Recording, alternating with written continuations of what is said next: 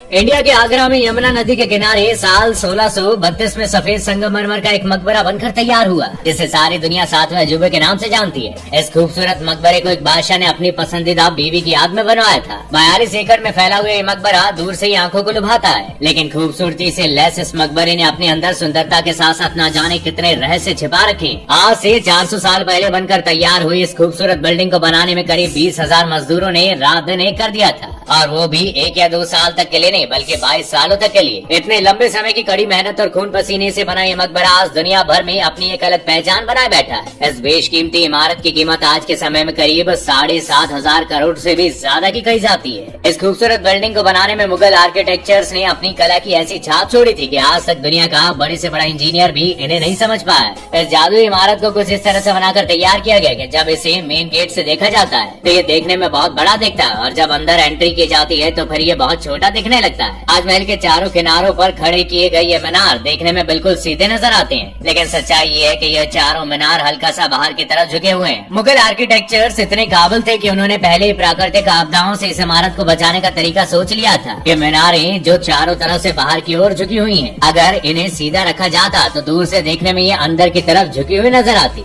इसके साथ ही बाहर की तरफ झुके होने की वजह से अगर कभी भूकंप जैसी समस्या आती, ये चारों मीनारें बाहर की साइड गिरेंगे और इससे अंदर खड़ी बिल्डिंग को कोई नुकसान नहीं पहुंचेगा। लेकिन इसमें आखिर ऐसा भी क्या था जिसे बनाने वालों ने इसे किसी बेशकीमती हीरे जवाहरात की तरह संभाल कर रखा था, जो इस पर एक खरोच तक बर्दाश्त नहीं कर सकते थे। दरअसल ताजमहल को जिस दौर में बनाया जा रहा था उस समय ना स्टील हुआ करती थी और ना ही कंक्रीट। ये सोचने वाली बात है कि फिर इस भव्य इमारत को किस तरह बनाया गया। ताजमहल की इमारत मोहब्बत की उस दास्तां को बयां करती है जो दुनिया के जहन में सालों साल में रमी हुई है। इसकी कहानी शुरू होती है साल 1607 से, जब हिंदुस्तान और पाकिस्तान पर मुगलों का बोलबाला हुआ करता था। यह दिन मुगल साम्राज्य में बहुत खास था। इस दिन आगरा फोर्ट में बहुत चहल पहल थी। पूरे महल को दुल्हन की तरह सजाया गया था। आगरा के इस किले में आज बादशाह के सबसे छोटे बेटे शहाबुद्दीन मोहम्मद खुर्रम का जन्मदिन था। ये बादशाह के सबसे लाडले बेटे थे। हर साल इनके जन्मदिन पर इन्हें हीरे जवाहरातों से तोला जाता था, लेकिन इस बार कुछ और भी हुआ था। राजा ने इनका विवाह अपने दरबार के वकील की बेटी मुमताज महल से करवा दिया था, और यहीं से शुरू होती है शाहजहां और मुमताज की अमर प्रेम कहानी। शाहजहां की 6 बीवियां थी, लेकिन इनकी नजरें सिर्फ मुमताज को खोजा करती थी। वक्त गुजरा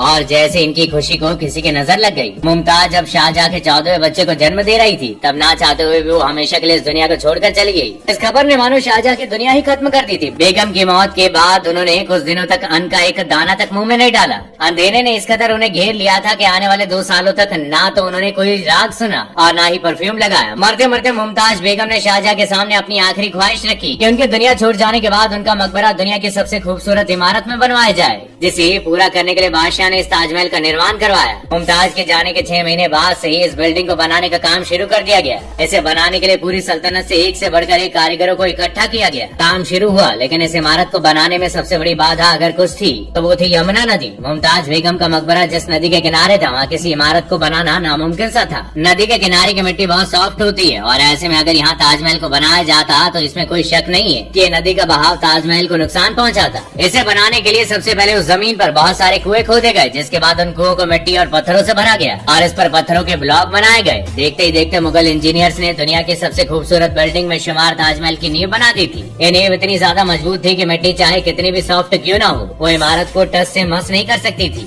इसके बाद शुरुआत होती है एक ऐसी बिल्डिंग को खड़ा करने की कहानी आज तक जो किसी ने नहीं देखा हो। इस खास इमारत के डिजाइन का आइडिया किसी इंजीनियर का नहीं था। बिल्डिंग के स्ट्रक्चर को बनाने का आइडिया शाहजहां ने अपने बाप दादाओं की इमारतों से लिया था। बाप यानी कि अकबर के मकबरे से उन्होंने दीवारों का आइडिया लिया, और दादा यानी हेमू की दीवारों से बिल्डिंग के कोर का आइडिया लिया, और अंकल के मकबरे से डोम का आइडिया लिया गया। जब 3 पुश्तों की इस कारीगरी को एक साथ लेकर आया गया तो ये दुनिया की सबसे खूबसूरत बिल्डिंग बन गई, जिसे देख कभी आंखें नहीं भरती। आपको जानकर ताज्जुब होगा कि इस इमारत को बनाने के लिए ईंटें कहीं से मंगवाई नहीं गई थी, बल्कि करोड़ों की संख्या में मौके पर ही बेक की गई थी। इस बिल्डिंग को बनाने में शाही खजाना तेजी से घटता जा रहा था, लेकिन शाहजहां को किसी की नहीं पड़ी थी। उन्हें सिर्फ अपनी बेगम की आखिरी ख्वाहिश दिख रही थी। खबरें बताती है कि इसे बनाने में लगे हुए मजदूरों को खाना खिलाने के लिए शाहजहां ने आसपास के सभी गांवों से अनाज मंगवा लिया था। इसके बाद उन गांव के लोगों के पास खुद के लिए कुछ नहीं बचा था। समय बीता और बिल्डिंग का स्ट्रक्चर बनकर तैयार हो चुका था। अब बारी थी इसे सफेद चमकते हुए संगमरमर से ढकने की, जिसके लिए संगमरमर आसपास के बजाय आगरा से 400 किलोमीटर दूर राजस्थान से मंगवाए गए थे। और कहा जाता है कि यहाँ मिलने वाला मकराना मार्बल दुनिया का सबसे बेहतरीन मार्बल है। शाहजहां ने ताजमहल के लिए इस पूरे मार्बल पर अपना हक जमा लिया था, और एक खास हिदायतें दी थी कि जब तक ताजमहल को बनाने बनाने का सारा काम खत्म नहीं हो जाता, तब तक व्यापारी इसे कहीं और नहीं बेच सकते।